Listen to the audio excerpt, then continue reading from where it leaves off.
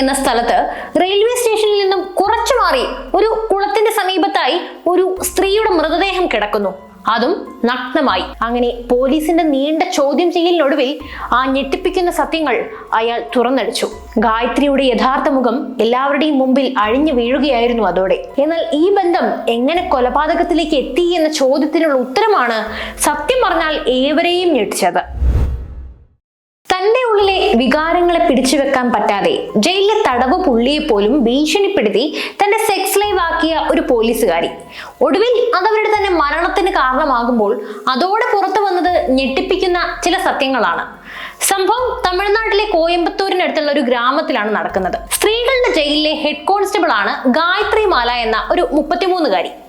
ആദ്യ വിവാഹത്തിൽ ഒരുപാട് പൊരുത്തക്കേടുകളും അസ്വാരസ്യങ്ങളൊക്കെ ഉണ്ടായിരുന്നത് കൊണ്ട് ഡിവോഴ്സ്ഡായി വീട്ടുകാരോടൊപ്പമാണ് അവരുടെ താമസം.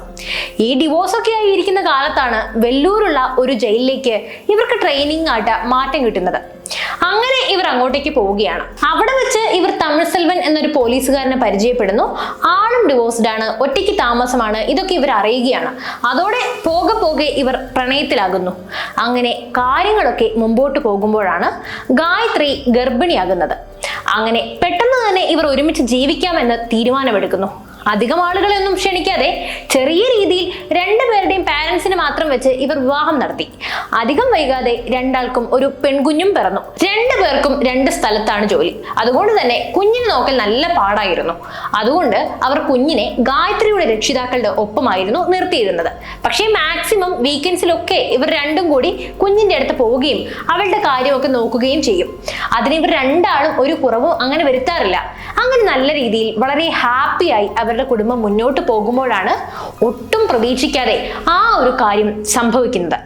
ഗായത്രിയുടെ യഥാർത്ഥ മുഖം എല്ലാവരുടെയും മുമ്പിൽ അഴിഞ്ഞു വീഴുകയായിരുന്നു അതോടെ. ഒരു ഒക്ടോബർ മാസമാണ് സംഭവം നടക്കുന്നത്.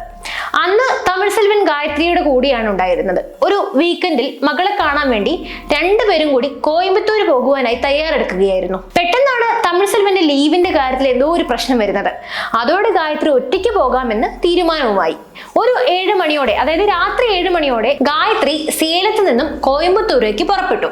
ഒരു 11 മണിക്ക് ആയപ്പോ തമിഴ് സെൽവന്റെ ഫോണിലേക്ക് ഗായത്രിയുടെ അമ്മയുടെ കോൾ വരികയാണ്. അവർ അവിടെ എത്തി എന്ന് അറിയിക്കാനായിരിക്കും കോൾ എന്ന് കരുതി അത് അറ്റൻഡ് ചെയ്ത തമിഴ് സെൽവൻ കേട്ടത് ആ അമ്മയുടെ ആവലാതിയോടെയുള്ള ശബ്ദമാണ്. ഇത്രയും നേരമായി ഗായത്രി അവിടെ എത്തിയില്ല എന്നും വിളിച്ചിട്ട് പ്രതികരണമൊന്നും ഇല്ലാന്നൊക്കെയാണ് അവർ പറയുന്നത്. അവർ പേടിക്കാൻ കാരണവുമുണ്ട്. സേലത്ത് നിന്നും കോയമ്പത്തൂരിലേക്ക് എത്താൻ വേണ്ടി ഒരിക്കലും അത്രയൊന്നും സമയം പിടിക്കില്ല. എങ്ങാനും വൈകുകയാണെങ്കിൽ തന്നെ ഗായത്രി വിളിച്ച് പറയാറുണ്ട്. എന്തായാലും പേടിക്കാനൊന്നുമില്ല, ഞാനൊന്ന് അന്വേഷിക്കട്ടെ എന്ന് പറഞ്ഞുകൊണ്ട് തമിഴ് സെൽവൻ വേഗം തന്നെ സേലം സ്റ്റാൻഡിലേക്ക് പുറപ്പെട്ടു. ഒരു പോലീസുകാരനായതുകൊണ്ട് തന്നെ CCTV വിഷ്വൽസ് ഒക്കെ അനായാസം അയാൾ പരിശോധിച്ചു. അതിലൊക്കെ ഗായത്രി കോയമ്പത്തൂരിലേക്ക് ബസ് കയറുന്നത് പതിഞ്ഞിട്ടുമുണ്ട്. ബസ്സുകാരോട് ചോദിച്ചപ്പോൾ ആകട്ടെ വണ്ടി സാധാരണ പോലെയാണ് എടുത്തതും അവിടെ സ്ഥലത്തെത്തിയതും. പിന്നെ ഒരുപാട് യാത്രക്കാരൊക്കെ ഉണ്ടായതുകൊണ്ട് തന്നെ ഗായത്രിയെ അവരാരും ശ്രദ്ധിച്ചിട്ടുമില്ല.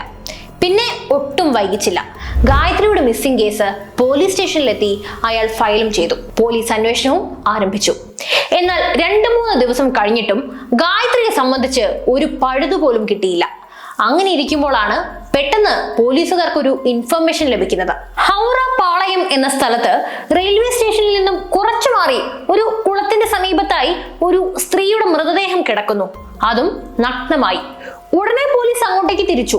അഴുകിയ നിലയിൽ ആരാണെന്ന് പോലും തിരിച്ചറിയാൻ പറ്റാത്ത വിധം വളരെ പരിതാപകരമായ നിലയിലായിരുന്നു ആ മൃതദേഹം അവിടെ കിടന്നിരുന്നത്. അങ്ങനെ പെട്ടെന്ന് തന്നെ പോലീസുകാർ ആ ബോഡി അവിടെ നിന്നും റിക്കവർ ചെയ്ത് ഓട്ടോപ്സിക്ക് അയച്ചു. പിന്നെ ഗായത്രിയുടെ മിസ്സിംഗ് കേസ് നിലവിലുള്ളത് കൊണ്ട് തന്നെ തമിഴ് സെൽവനെയും അവർ വിവരം അറിയിച്ചു. ഒട്ടും വൈകിച്ചില്ല.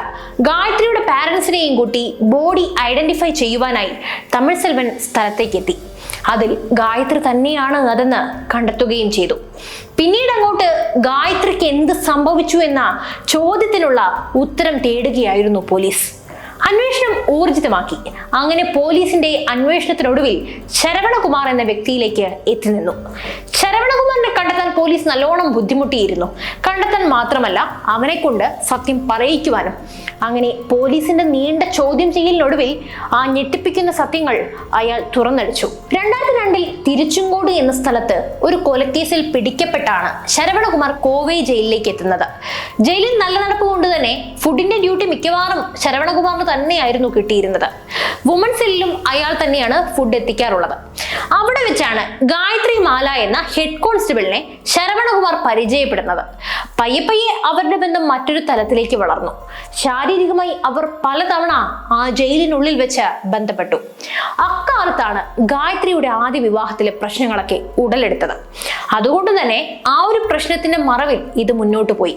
പിന്നീടാണ് ഗായത്രി ട്രെയിനിങ്ങിന് വേണ്ടി വെല്ലൂരിലേക്ക് പോകുന്നത്.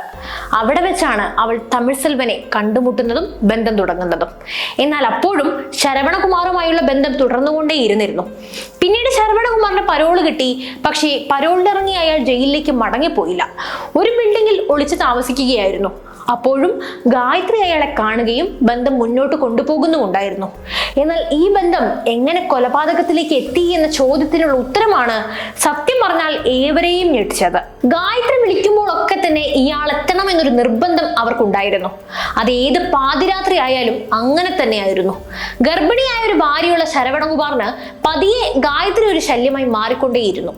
എന്നാലും അയാൾ കുറെയൊക്കെ ക്ഷമിച്ചു. കാരണം ഗായത്രി അയാൾക്ക് ഒരുപാട് പണം നൽകാറുണ്ടായിരുന്നു. അങ്ങനെ ഒക്ടോബർ 31 അന്ന് രാത്രിയും ഗായത്രി വിളിച്ചിട്ടാണ് അയാൾ വന്നത്. ആ ഡെഡ് ബോഡി കിടന്ന സ്ഥലത്തേക്ക് അവർ ഒരുമിച്ച് പോയതായിരുന്നു. അത് അവർ സ്ഥിരം ഒത്തുകൂടാറുള്ള സ്ഥലമാണ്. അവിടെ ഒരു ഒഴിഞ്ഞ സ്ഥലത്ത് വെച്ചാണ് അവർ ശാരീരിക ബന്ധത്തിൽ ഏർപ്പെടാറുള്ളത്. അവിടെ വെച്ച് ശരവണകുമാറും ഗായത്രിയും തമ്മിൽ എന്തോ വാക്കേറ്റം ഉണ്ടാവുകയാണ്. അതായത് അയാൾക്ക് ഇനി എപ്പോഴും വിളിക്കുമ്പോഴൊക്കെ വരാൻ സാധിക്കില്ലെന്നും 8 മാസം ഗർഭിണിയായ ഭാര്യയുണ്ട്, അപ്പോൾ അവളെ കുറച്ച് ശ്രദ്ധിക്കണമെന്നൊക്കെ അയാൾ പറഞ്ഞു. എന്നാൽ ഇത് ഇഷ്ടപ്പെടാത്ത ഗായത്രി പരോളിനിറങ്ങി മുങ്ങി നടക്കുന്ന നിന്നെ ഞാൻ വിചാരിച്ചാൽ കൊടുക്കാമെന്ന് പറഞ്ഞ് അയാളെ ഭീഷണിപ്പെടുത്തി. അതോടെ നിയന്ത്രണം വിട്ട ശരവണൻ കയ്യിൽ കിട്ടിയ ഒരു കല്ലുകൊണ്ട് ഗായത്രിയുടെ തലയ്ക്കടിക്കുകയും മുഖം തിരിച്ചറിയാൻ പറ്റാത്ത വിധത്തിൽ ഉപദ്രവിക്കുകയും ചെയ്തു. പിന്നാലെ അവരുടെ ദേഹത്തുള്ള സ്വർണവും പണവും എല്ലാം മോഷ്ടിച്ച് സ്ഥലം വിട്ടു. പിടിക്കപ്പെടില്ല എന്ന് ഉറപ്പിച്ചുകൊണ്ടാണ് അയാൾ ഇതെല്ലാം ചെയ്തു കൂട്ടിയത്. അതിനുവേണ്ടിയായിരുന്നു അവരുടെ മുഖവും തലയും ഒക്കെ അത്രത്തോളം വികൃതമാക്കിയതും.